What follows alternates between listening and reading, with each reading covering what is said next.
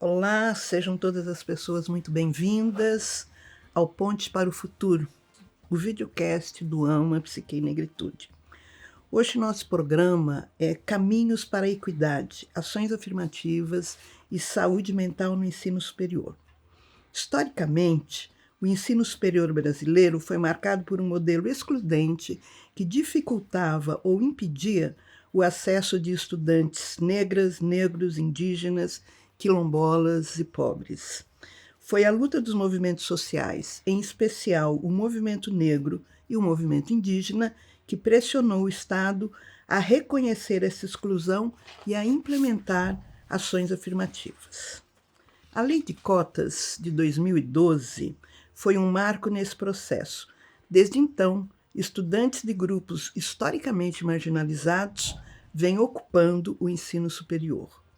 Nesse episódio, vamos conversar sobre as ações afirmativas e seu compromisso com o povo brasileiro, pensando permanência, cuidado, equidade como partes de um mesmo projeto de país. Eu sou Lucinha Silva, psicóloga, psicanalista e cofundadora do AMA Psique e Negritude.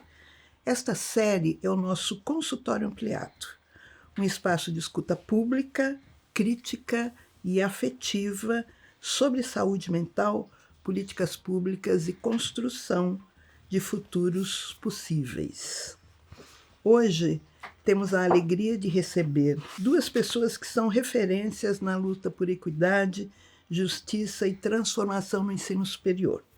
Beatriz Lourenço, da Uniafro Brasil, uma das principais articulações de pré-vestibulares populares e ações de base comprometidas com a democracia do acesso à universidade. Ana Estela Haddad, professora da USP, idealizadora do ProUni e com uma trajetória marcada pelo compromisso com políticas públicas de equidade em saúde, educação e formação profissional. É uma honra estar aqui com vocês hoje. Para começar, gostaria de pedir que cada uma se apresente sucintamente com sua autodescrição. Então, eu sou Beatriz Lourenço, vou fazer primeiro minha autodescrição, né? Eu sou uma mulher negra de pele clara, não muito clara, cabelo cacheado, eu uso óculos, estou com uma blusa areia, uma calça azul e de bota marrom. Oi, muito boa tarde, bom dia, boa noite. Lucinha, Beatriz, um prazer muito grande estar aqui com vocês. Eu sou Ana Estela Haddad, vou fazer minha autodescrição. Sou uma mulher branca, 50 a mais, cabelo nos ombros, cabelo castanho. Estou vestindo uma blusa e um blazer preto e uma saia com tons de cinza. Vamos começar com a Beatriz. Como você analisa o momento atual das ações afirmativas no Brasil? E quais são, na sua avaliação, as principais ameaças e possibilidades para o fortalecimento dessas políticas, particularmente no que diz respeito à permanência das juventudes negras e periféricas no ensino superior? Tá, acho que assim, acho que a primeira coisa que talvez valha a pena dizer, inclusive no momento atual, e tem a ver muito com o momento atual, é que em 2023 a gente fez 10 anos de cotas raciais nas universidades públicas, e acho que talvez tenha sido um momento, pela conjuntura, mal aproveitado para a gente conseguir apresentar e agitar para a sociedade brasileira a bandeira dos benefícios, né, das cotas raciais, né, do acerto que é essa política e de como ela também significa, expressa, né, um movimento negro vitorioso que consegue articular talvez a política pública mais importante para grupos sociais na história do nosso país, assim. Então, acho que isso é um elemento importante. Mas a gente também chega nesse momento com um desafio político com o nosso Congresso. Acho que isso tem bastante a ver também com o tempo que a gente vive hoje. Eu sempre gosto de falar disso, né? Falei disso muito no último período.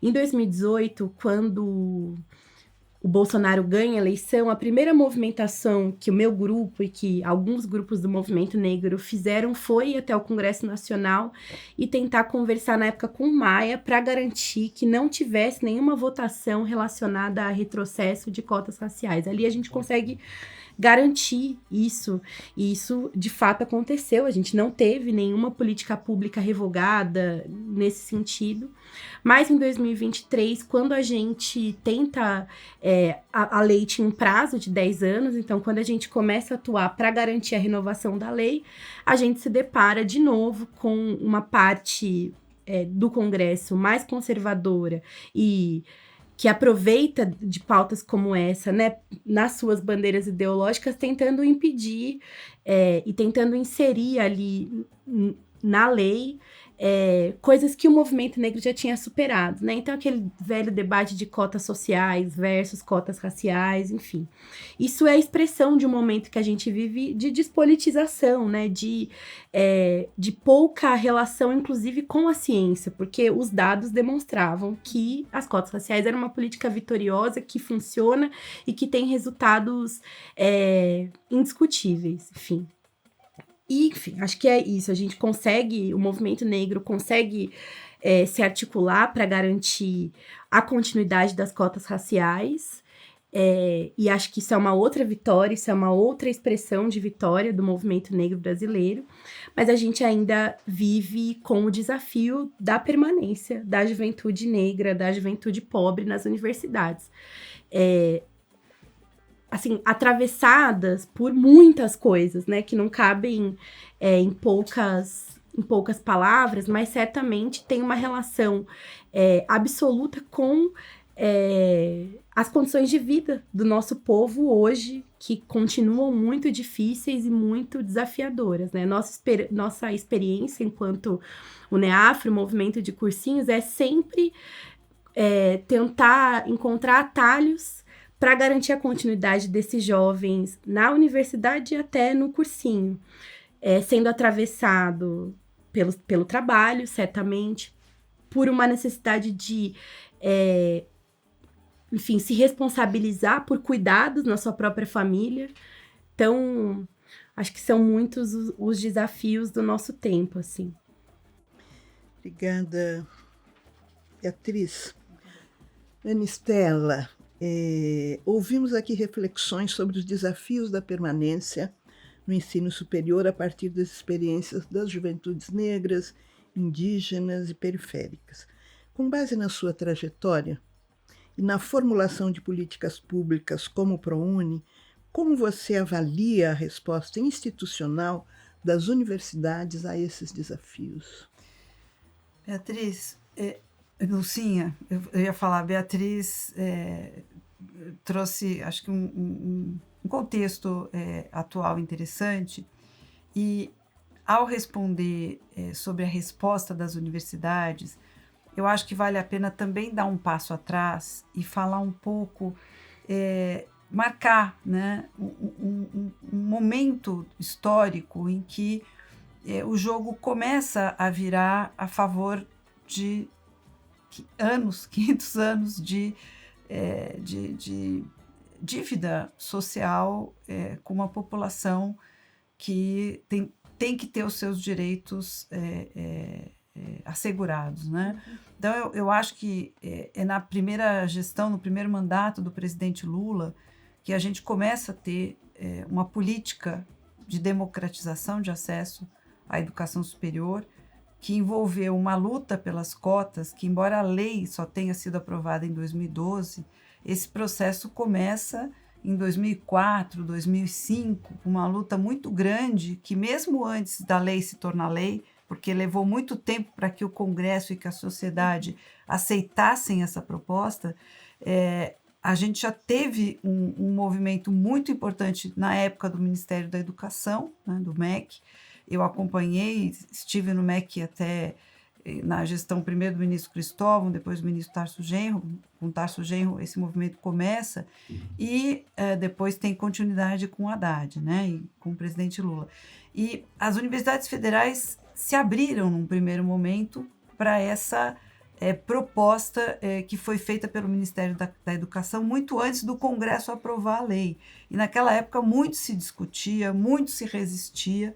A própria USP, que é a universidade onde eu sou professora, muito tempo depois da própria aprovação da lei, ainda se via nos conselhos universitários resistência e discussão em relação a isso. Mas, ao mesmo tempo que há resistência de parte da comunidade acadêmica, há também um movimento proativo na direção progressista de outra parte. Então, a própria USP aprovou, demorou para aderir às cotas raciais, mas aderiu à democratização de acesso e chegou a um determinado momento em que metade ou mais da metade dos ingressantes vinha da escola pública, incluindo negros, mas pelo menos vindo da escola pública. E mais recentemente agora também em relação à cota racial. Agora, eu acho que tem alguns elementos muito interessantes, eu acho que políticas de permanência têm acontecido, e aí eu cito de novo a própria USP, por ser uma universidade, enfim, de destaque, porque acompanho de dentro, ela criou na gestão do professor, do atual reitor, que é o professor Carlotti, uma nova pró-reitoria, que é a pró-reitoria de inclusão e pertencimento, para trabalhar todos os aspectos de discriminação, de iniquidade, e ter uma pró-reitoria ligada a isso, eu acho que é uma resposta institucional importante. Mas isso não quer dizer que os desafios estão todos superados. Então, o que eu percebo na minha prática docente, né, dentro da universidade, e inclusive a gente passou a oferecer na pós-graduação uma disciplina voltada para a formação docente e uma outra disciplina voltada para os aspectos da regulação emocional dentro da formação docente, que os alunos eles estão presentes já, tanto na graduação quanto na pós-graduação. Então, os alunos mais negros até do que indígenas chegaram à universidade, chegaram a esse espaço com políticas como o ProUni, como o Reúne, como a questão das cotas, a política de cotas, a lei de cotas, mas não encontraram ainda, eu acho, o seu lugar ao sol. Eu acho que falta no espaço acadêmico, no espaço tanto dos docentes quanto do próprio corpo discente, uma abertura e um olhar maior para o que representa de fato essa diversidade, né? Quais são os locais de origem, de onde fala. Isso enriquece muito a universidade, mas ainda precisa se abrir apoio e muito espaço para a permanência e para a diversidade cultural que representa essa chegada, né, de uma grande parte da nossa população à educação superior. Como é que você lê essas barreiras? E eu queria que você comentasse um pouco uma chamada hoje de que vai demorar 80 anos para a USP poder atingir uma população que possa representar a população brasileira, em especial em São Paulo. Olha, eu acho que às vezes há um certo processo de uma certa alienação social que está em todo lugar e que se reflete no espaço acadêmico também, né? Então, por exemplo, eu soube de um aluno de uma das unidades da USP que entrou num curso muito difícil, que é o curso de engenharia. Entrou na escola politécnica, sendo um aluno negro, e entrou na escola politécnica. E o grau de dificuldade é assim, durante a semana, por dificuldade em poder pagar a condução para todos os dias ir e vir para poder estudar, ele em alguns dias dormia no centro acadêmico da faculdade. Entendeu? É uma coisa de uma crueldade, né? Assim, então, às vezes, do próprio ponto de vista das políticas internas da universidade, além do acolhimento e da aceitação e de receber bem os alunos que chegam, é compreender toda a ordem de dificuldades e desafios que essa população, ao alcançar esse grau, enfrenta. Ela já enfrentou dificuldades até para entrar, né? No vídeo, o Uniafro tem um cursinho, porque você precisa compensar o histórico acadêmico, às vezes defasado, não por uma questão de falta de talento e capacidade, mas por não ter as mesmas oportunidades do que quem pode pagar um ensino, uma educação básica privada, né? Então, ao já enfrentar a desigualdade, chegar no mesmo patamar, isso não está resolvido, porque tem outras dificuldades de toda a ordem. Tem a ordem de alimentação, de livros, de material, de bagagem cultural, porque se você vem de uma família que já tem escolaridade superior, a tua facilidade é outra, você sai de um outro patamar do que quem tem uma realidade que é o primeiro a alcançar a educação superior. É muito diferente, né? Então, ao mesmo tempo, você vê que quando esse primeiro jovem rompe essa barreira, ele está abrindo as portas, às vezes, para quem vem depois dele, mas até para quem vem antes. Eu me lembro de uma história de um prounista, quando nós nos encontramos, estávamos eu, Fernando, numa campanha, e ele chegou para conversar com a gente e disse assim, olha, eu queria contar para vocês uma novidade, que não é mais que eu sou o filho do pedreiro que virou doutor.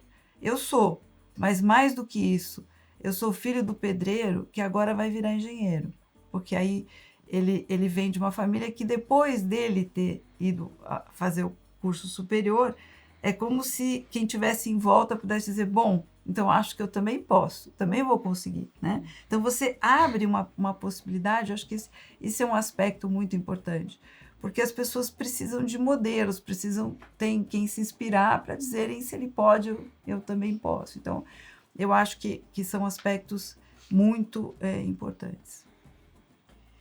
Beatriz, os cursinhos populares, como os da Uniafro, são muito mais do que espaços de preparação para o vestibular.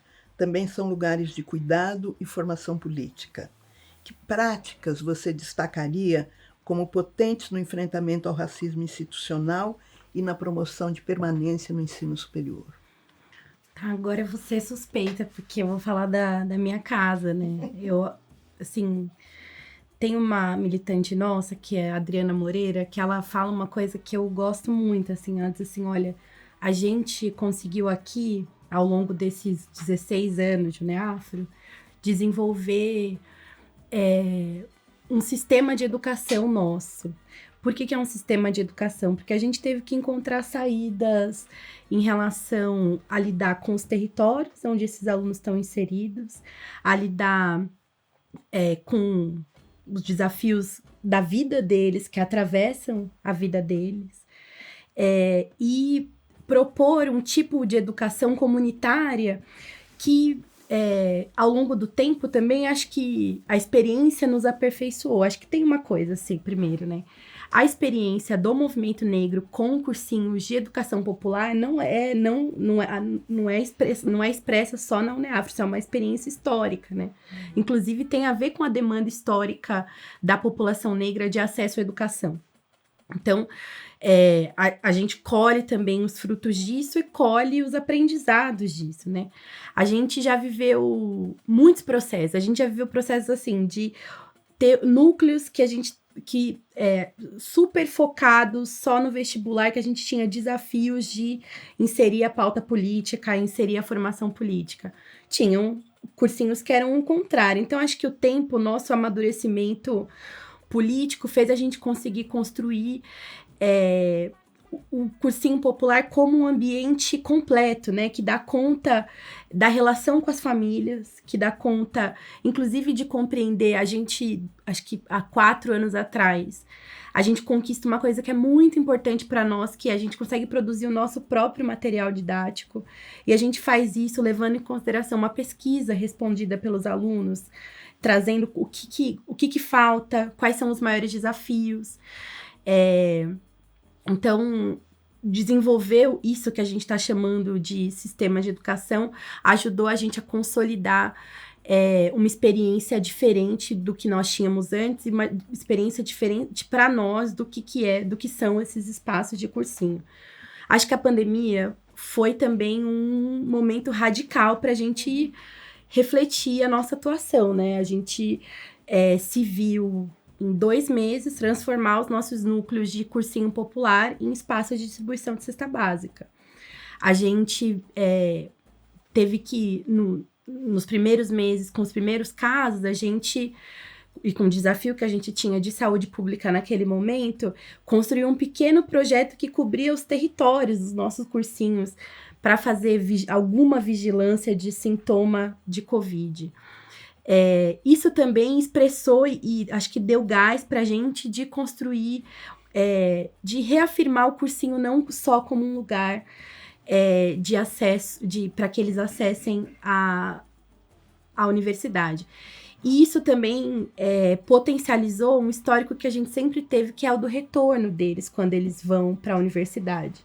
Isso é importante porque eles vão para a universidade e aí é exatamente isso. Eles vão lidar com todo tipo de problema, desde o problema financeiro ao problema de chegar na universidade e se identificar naquele espaço. Eu tenho dito e a gente tem conversado entre a gente, assim, que a gente precisa ajustar o nosso discurso para não prepará-los para chegar na universidade achando que aquilo vai ser um terror, um inferno, porque isso também não ajuda ninguém, assim, trazendo a nossa experiência de como foi terrível, porque a gente também lutou para que as coisas melhorassem e de alguma forma as coisas melhoraram. Mas a gente precisa estar preparado para tudo quando eles chegam nessa universidade. Para o adoecimento mental, para a falta de grana, para distopia que às vezes vira aquela vida, né? Que você tá numa universidade tendo acesso a um mundo e a sua casa continua atravessada pelo problema de pagar a conta de luz. Enfim. Então, acho que hoje a nossa estratégia se desenha na consolidação de uma rede de apoio e cuidado desses estudantes que vão para a universidade, de acompanhamento deles e de conseguir reafirmar a UNEAFRO e os cursinhos como um movimento social, que eles também se expressem politicamente, compreendam que, ao contrário do que o mundo inteiro fala, sobretudo nos tempos que a gente vive, aquele problema que ele está passando ali na universidade, aquele desafio não é um problema dele individual. Por isso é tão importante consolidar e eles se compreenderem como parte de um movimento social. Assim. Gostaria que vocês discorressem um pouco por que o Brasil não superou as ações afirmativas em contraposição às cotas raciais e vice-versa, e o que a gente pode pensar sobre isso para poder avançar nessa ação política tão importante. Eu acho interessante localizar quando o Ministério da Educação, pela primeira vez, estabeleceu uma proposta de cotas para a educação superior, que foi primeiro no ProUni e que se desdobrou também no REUNI e no acesso à educação superior pelo SISU, quando se rompeu aquela questão do vestibular múltiplo, né, e se passou a ter o acesso à educação superior à rede federal pelo Enem, assim como o ProUni pelo Enem. Então, o primeiro modelo de cota para a educação superior, ele foi um modelo de cota social, em que a cota racial estava dentro da cota social, e isso foi pouco compreendido na época. Então, se fazia um debate sobre se devia ter cota racial ou não, se a pessoa se autodeclara e até quanto ela pode ser questionada ou não, e achando que a cota era apenas racial, mas não era uma cota social com a cota racial dentro dela. Então, isso significa que você vai abrir uma reserva de vaga para a população, para os jovens oriundos, por exemplo, do ensino médio público, né? E de acordo com a porcentagem da população autodeclarada negra, indígena, naquela população, vai ter dentro dessa cota social uma reserva para os negros indígenas. Foi assim que foi construído inicialmente, né? Porque essa é uma questão. Nós temos uma população, enfim, que é misturada, que E essa questão da autodeclaração, ela é muito importante, mas é importante também a gente endereçar a questão sob o aspecto social.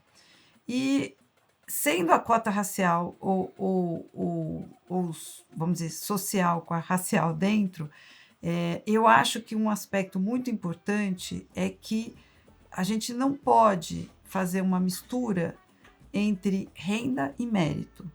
Renda é uma coisa, mérito é outra, e o mérito ele está mais do que igualmente distribuído, o talento está mais do que igualmente distribuído pela sociedade, e o que acontece quando a gente não tem um reconhecimento das inequidades e não abre espaço para que os menos favorecidos acessem os seus direitos, a gente está negando, né, muitas vezes, ou desperdiçando que talentos que estão ali presentes possam ter o seu espaço para se manifestar. Acho que isso é muito claro, e eu me lembro quando nós fizemos a primeira discussão sobre o ProUni, e os mantenedores das instituições privadas, que logo disseram para nós, vocês não vão conseguir implementar essa ação que vocês estão querendo, mas caso vocês consigam, porque eles tinham um lobby no Congresso também, vocês precisam que esses alunos que estão entrando por cota não participem, hoje seria do ENAD, na época era do Provão,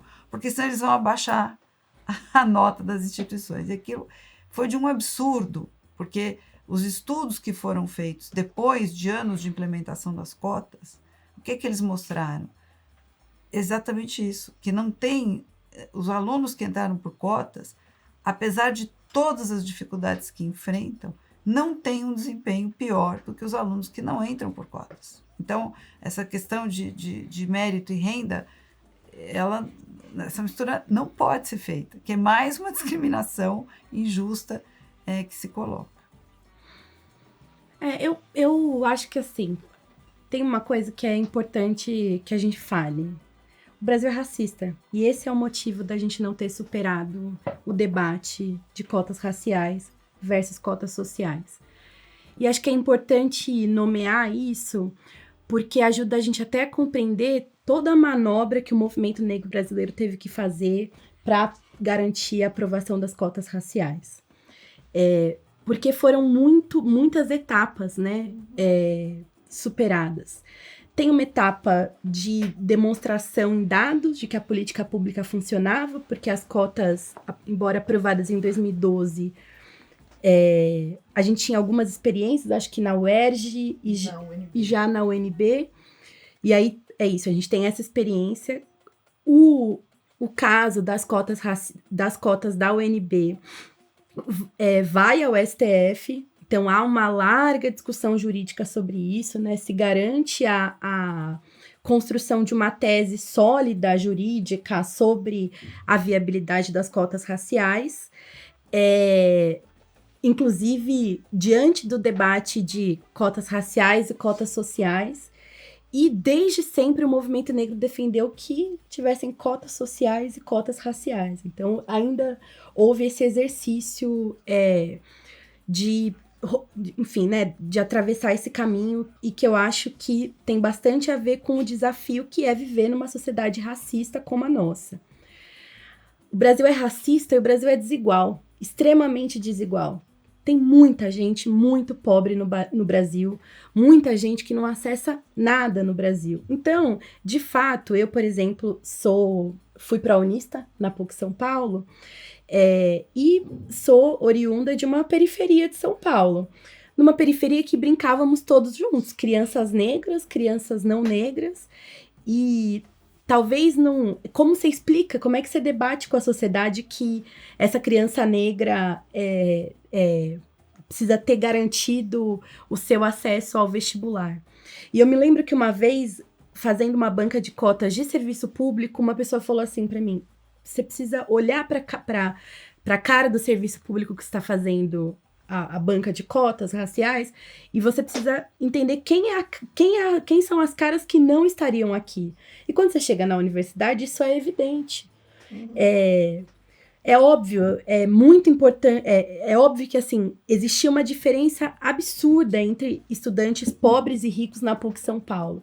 Mas esse abismo se aprofundava se você refletia estudantes negros e pobres. Então, acho que tem esse outro desafio, né? E acho que não dá para falar disso sem falar da coisa mais importante.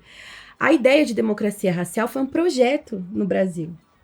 Foi um projeto que foi vencido pelo movimento negro brasileiro. Eu entendo que sim, mas que deixou marcas. Porque a gente, no último período, inclusive, entende o que é você ganhar, mas ficar tendo que lidar com a marca de quem perdeu. E a gente lida até hoje com as marcas de quem perdeu o debate, mas quem fez muita política e muita propaganda sobre a injustiça das cotas raciais. Eram editoriais de jornais que, inclusive, colocavam essa questão no meio da sociedade, assim, dizendo... Você, eu lembro de uma capa, né, que tinha um estudante branco pobre, um negro pobre, ele tem mais direito do que você. Então, assim, houve uma campanha que se aproveitou muito das marcas do projeto político de democracia racial, o investimento que se fez na ideia de democracia racial e que a gente ainda lida com essas marcas. E aí, por fim, eu acho que também a gente tem uma esquerda covarde nessa discussão. Uma esquerda que segue não compreendendo qual que é o papel do racismo no Estado brasileiro. E aí a gente não consegue fazer um debate ideológico, inclusive, de colocar esse debate no centro das nossas discussões e, enfim, né? E evidenciar mais esses desafios para a população negra que culminam na necessidade de cotas raciais. Você está falando de solidão, né? Tô. Ana Estela, olhando para o cenário nacional, há universidades, programas e políticas públicas que, na sua avaliação, têm conseguido avançar na promoção da permanência com equidade? Deixa eu complementar. E que experiências institucionais você destacaria como referência nesse caminho? Olha, eu acredito que sim, que há experiências que avançam nessa direção. Talvez eu tenha mais dificuldade de encontrar experiências que tenham o recorte racial, especificamente o recorte racial, mas eu vejo experiências que se preocupam com a permanência e com os passos de avanço que a gente precisa dar no acolhimento em relação à questão racial e à diversidade de uma maneira geral, né? Então, eu vou voltar à experiência na USP da criação dessa pró-reitoria de inclusão e pertencimento, de uma série de programas de bolsa permanência que são feitos a partir de projetos de ensino, pesquisa e extensão que as universidades estabelecem e que, para o acesso às bolsas, a questão de renda ela se torna um aspecto para esse acesso, né? Então, uma reserva de bolsas para esses alunos, e bolsas não simplesmente para a permanência, mas que trazem em troca a participação em projetos de ensino, pesquisa e extensão. Acho que isso é um aspecto muito importante que está colocado, né? Eu também citaria, por exemplo,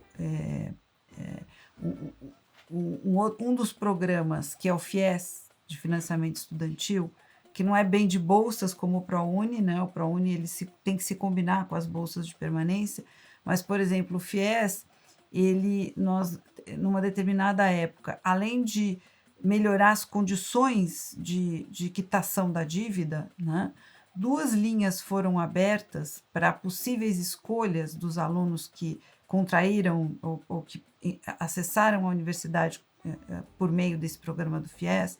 Uma delas foi voltada para os jovens que optassem por fazer pedagogia ou a licenciatura e dar aula na educação básica pública, que podiam quitar a sua dívida 1% ao dia, de dia trabalhado na educação na educação básica pública.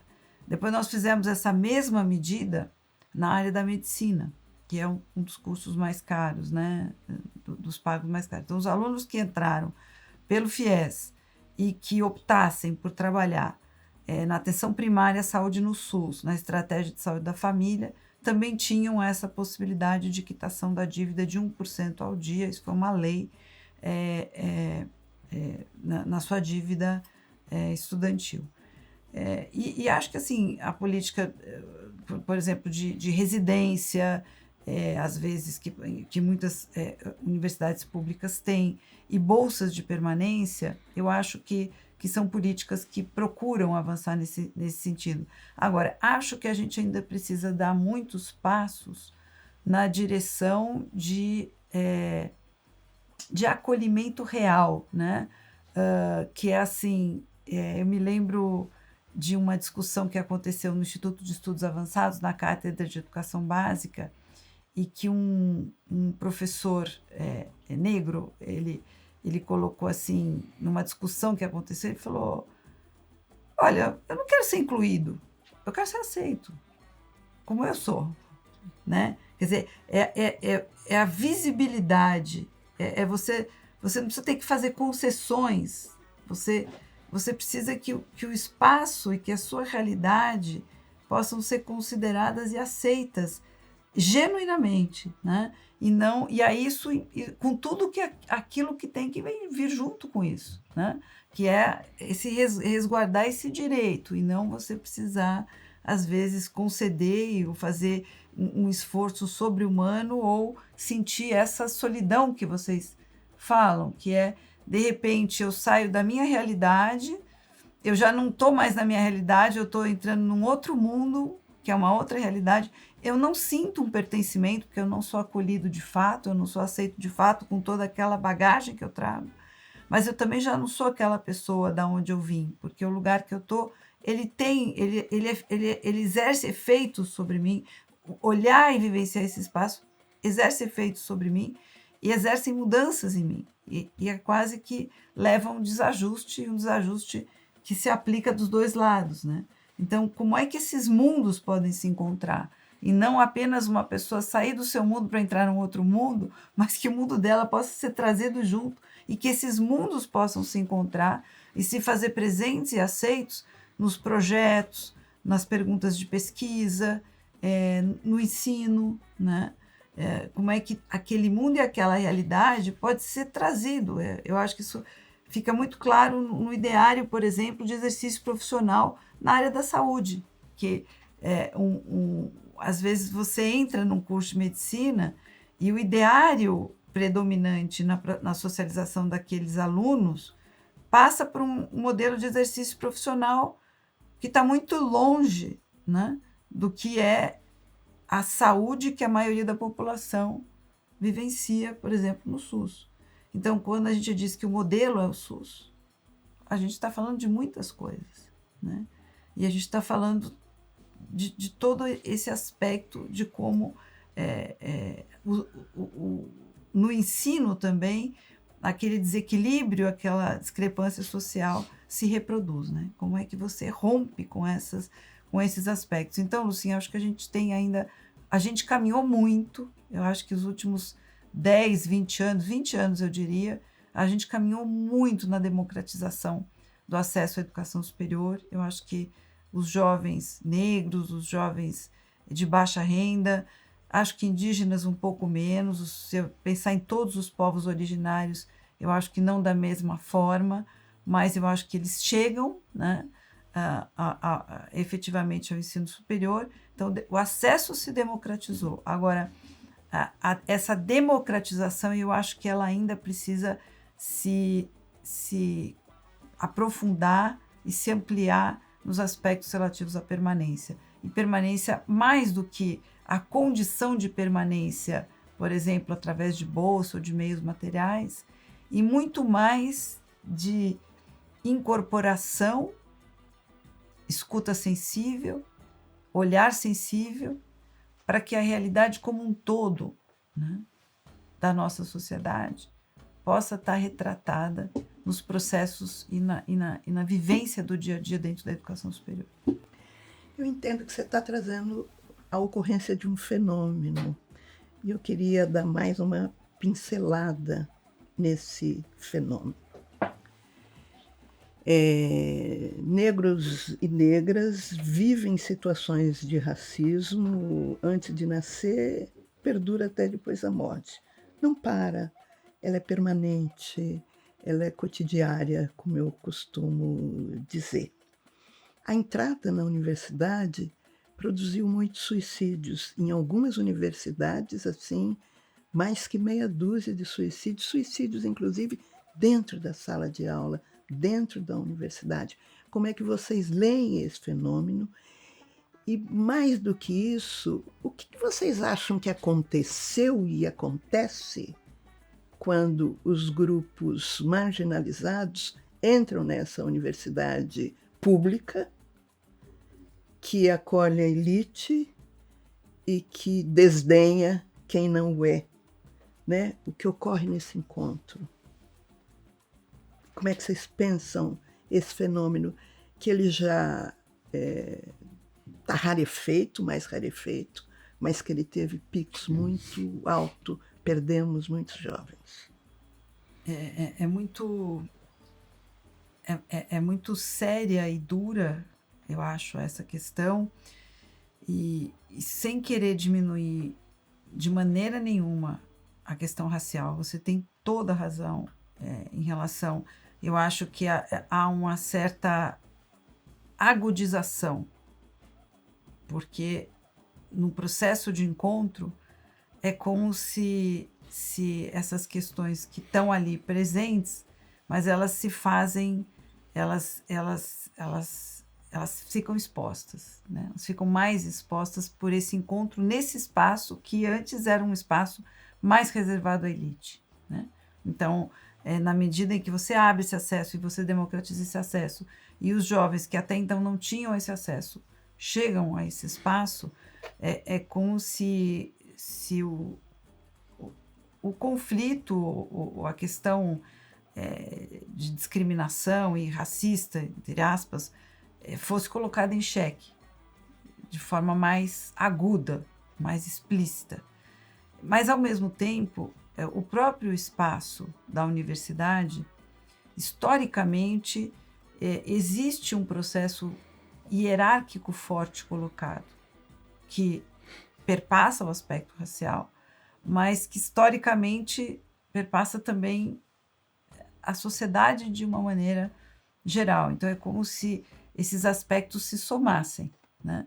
Eu digo se somassem porque eu acho que esse sofrimento, ele acontece perpassado fortemente pela questão racial, mas não só pela questão racial. A gente tem o aumento do suicídio e dos quadros depressivos de uma maneira mais ampla, né?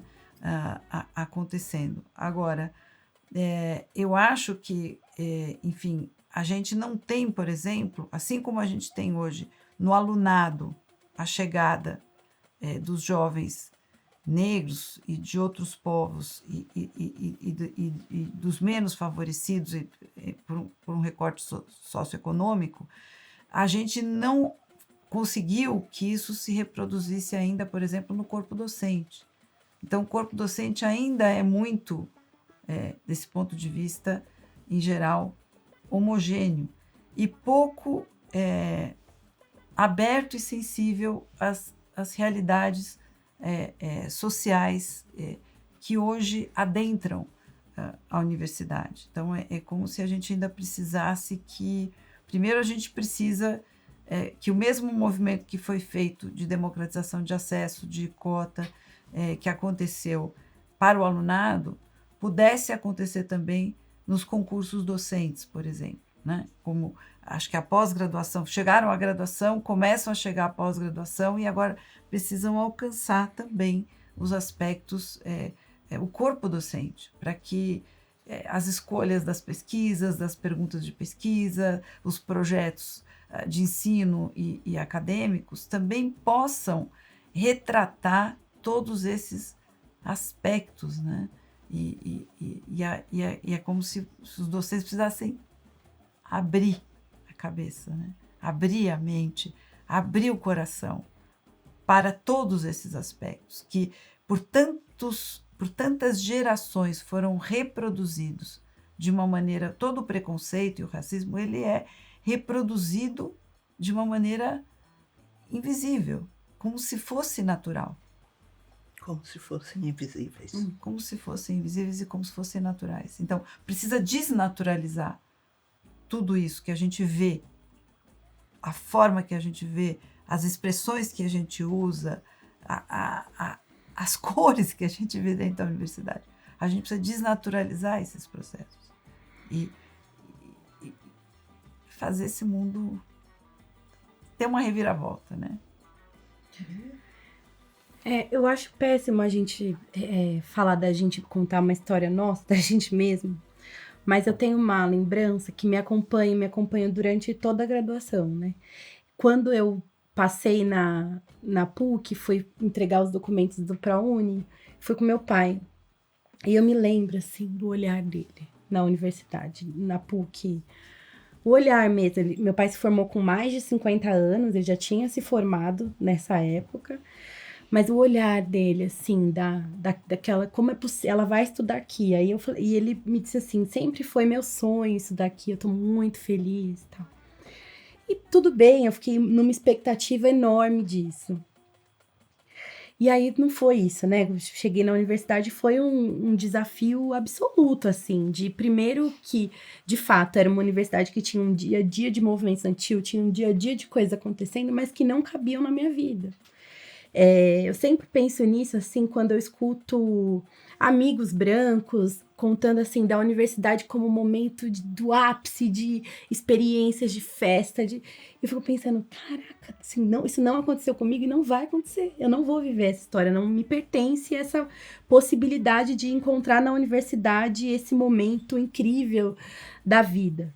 Volto a dizer, acho que a gente tem que fazer um esforço muito grande de não transformar isso numa sentença para a próxima geração. A gente mudou a universidade no momento que a gente chegou. E também não é mérito ter sido o primeiro, ter sido dos primeiros. Acho que a gente construiu uma universidade melhor para o nosso povo, com outras possibilidades. Mas não, é inegável que esse processo causa um adoecimento absoluto e que...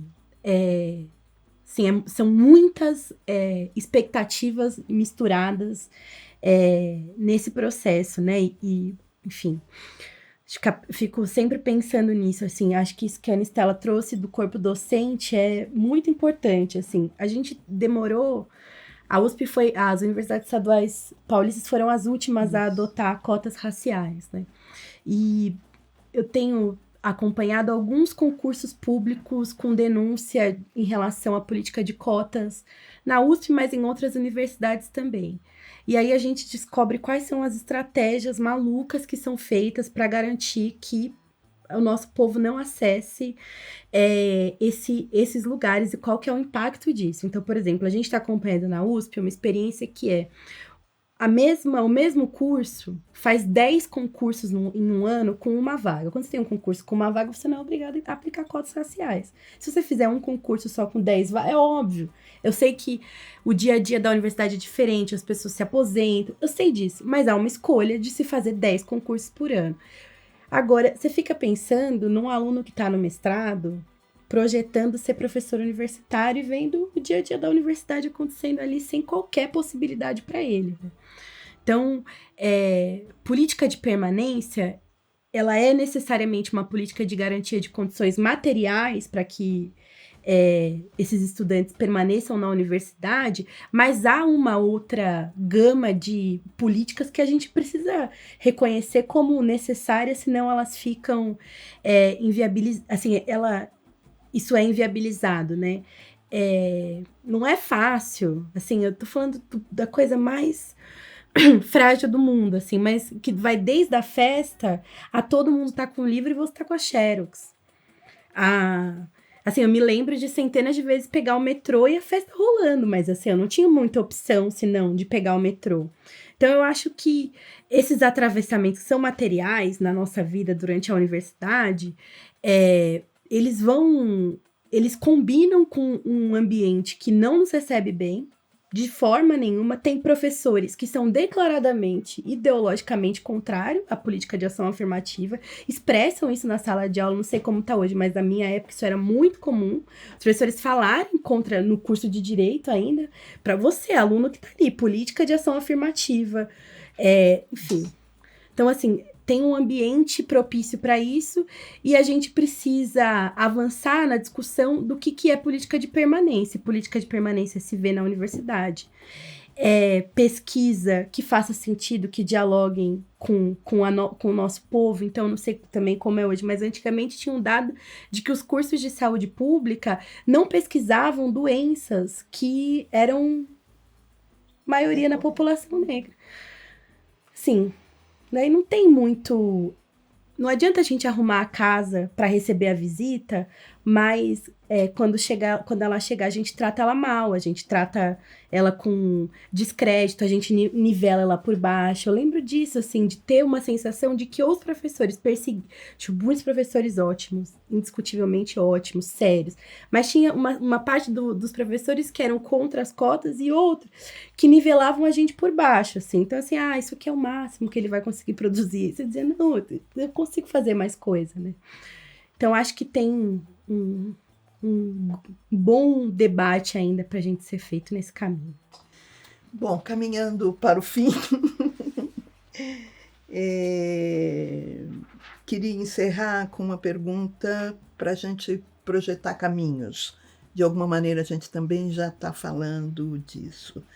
Anistela, o que você vislumbra como essencial para o futuro das ações afirmativas no Brasil?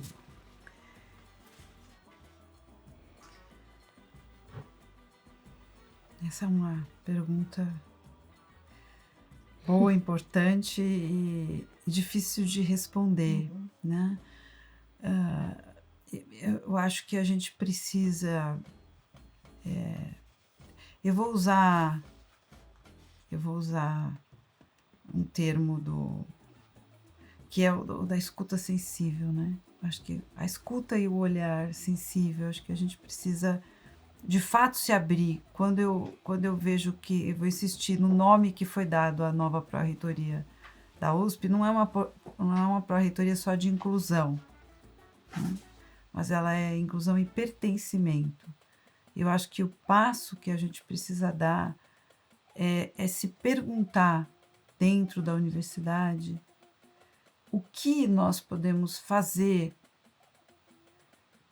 na nossa casa, mas também de transformação em nós mesmos, para que a universidade possa ser um lugar de pertencimento para as populações que hoje acessam, né? E que nós transformamos, se a gente for ver, né? A gente transformou os nossos territórios em locais inóspitos, e a universidade é um espaço ainda inóspito, embora acessível. Nós abrimos a porta para receber, mas nós não transformamos, nós não trabalhamos o aspecto da hospitalidade e do pertencimento, né?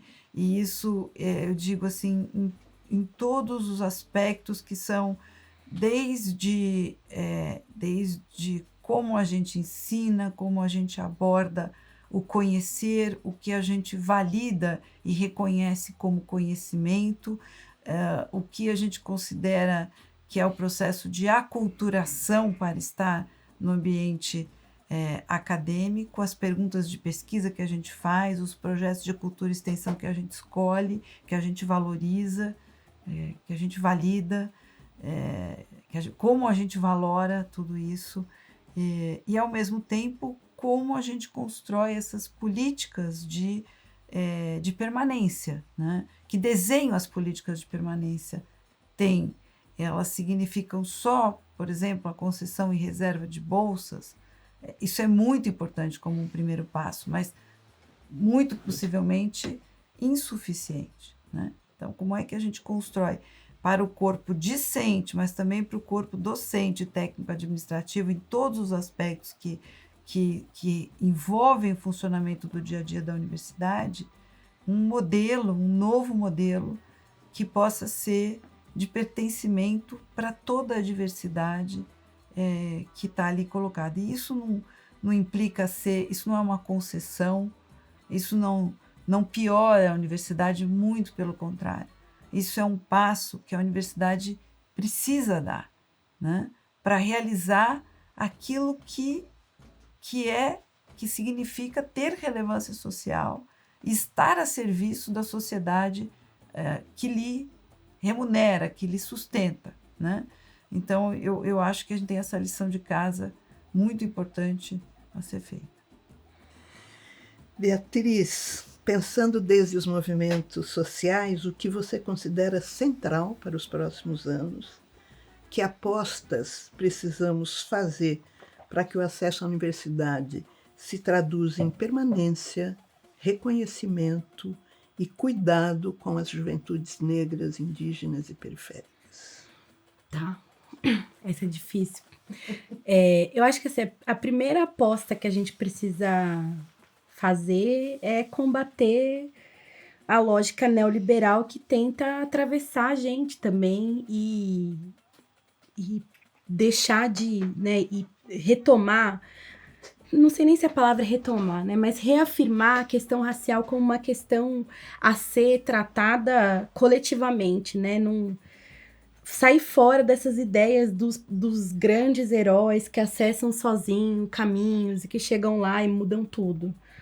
Então, acho que a gente tem que continuar apostando na organização política coletiva.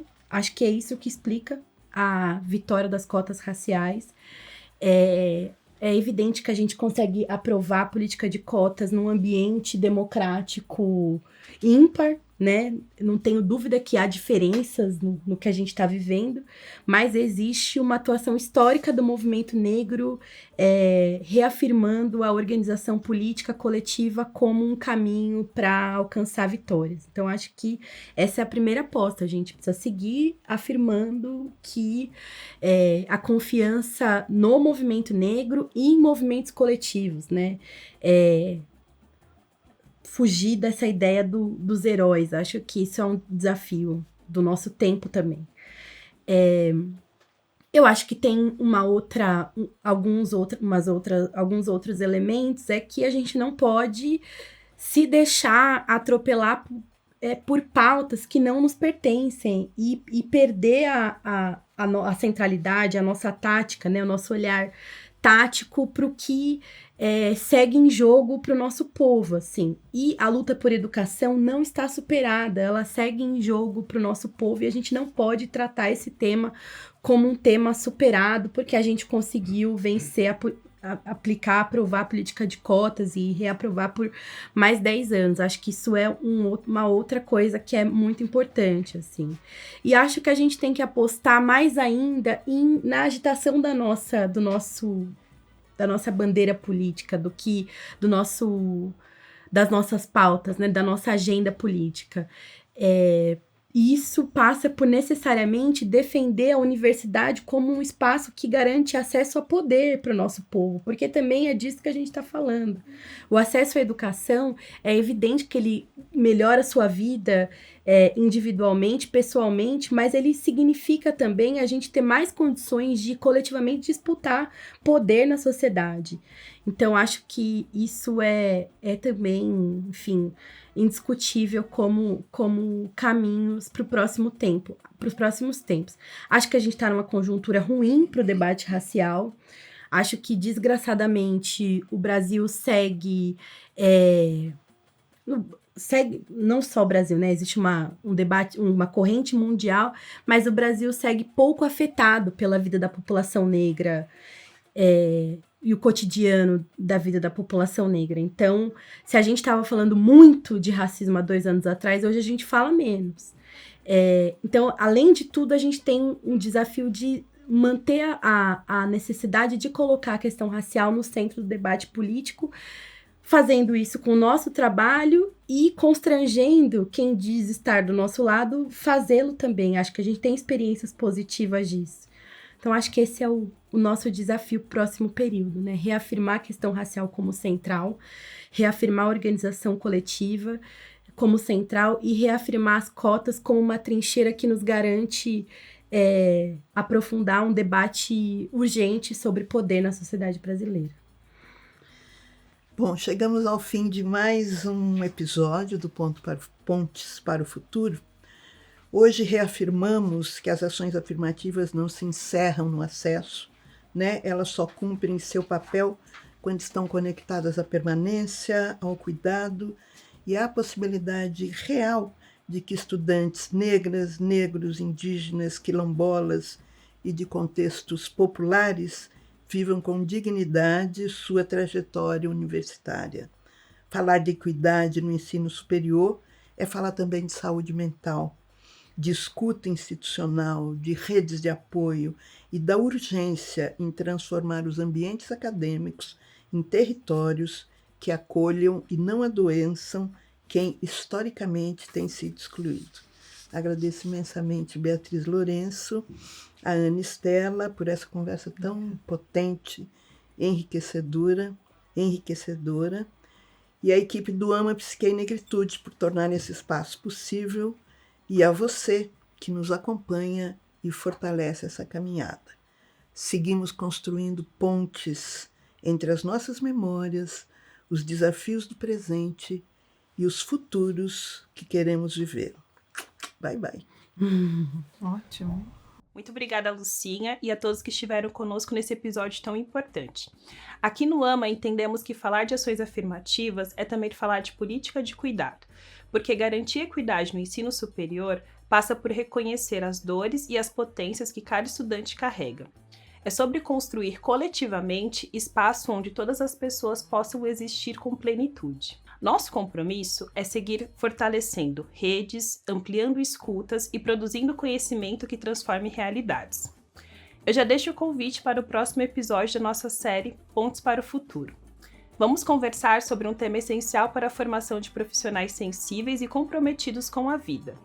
Enegrecendo o currículo, relações raciais e a formação em saúde na universidade. Enquanto esse episódio não chega, te convido a acessar os nossos conteúdos nas plataformas digitais. Temos o podcast Ama no Spotify, algumas publicações que estão disponíveis para download gratuito e outras conversas essenciais sobre saúde mental, racismo e cuidado. Eu sou Liamara Oliveira, coordenadora executiva do Ama Psique, e essa série é resultado de 30 anos de um trabalho coletivo, com pesquisa, formação e incidência política. Seguimos juntas construindo pontes para o futuro, com coragem, afeto e compromisso.